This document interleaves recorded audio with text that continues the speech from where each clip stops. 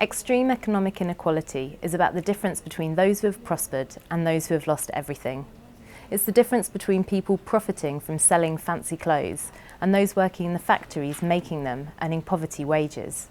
At Oxfam, we're concerned about the inequality crisis because of how it affects our economies, our societies and our politics, particularly leaving behind the poorest and most vulnerable.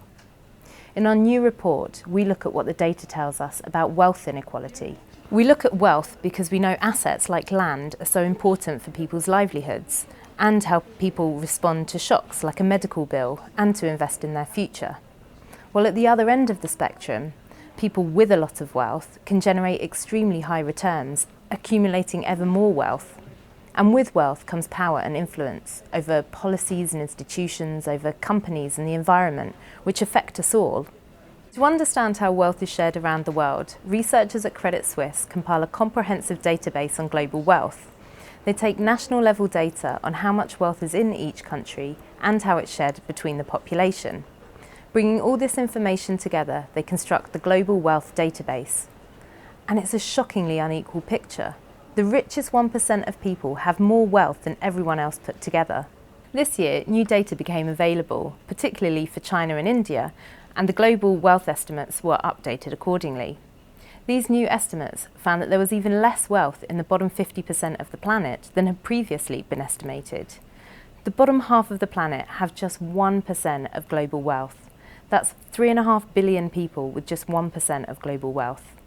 This group includes people in debt, such as graduates with good jobs, but this is a minority, and their debt is dwarfed by the assets owned by those at the top of the distribution.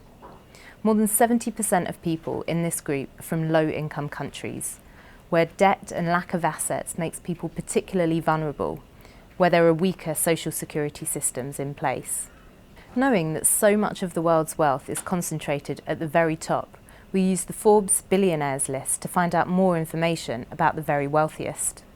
In 2016, Forbes listed 1,810 individuals that had more than $1 billion US. And this group of the super rich has grown rapidly, more than doubling since 2009. Forbes now provide real-time calculations to show how these billionaires can make millions, if not billions, on a daily basis. When we bring these two data sources together, we come up with a mind-boggling result. That to equal the wealth of the bottom half of the planet, we need to add up the wealth of just 8 of the richest individuals. Just 8 men have the same amount of wealth as the bottom half of the planet. Shocking, yes. Painfully unfair, yes. Inevitable, no.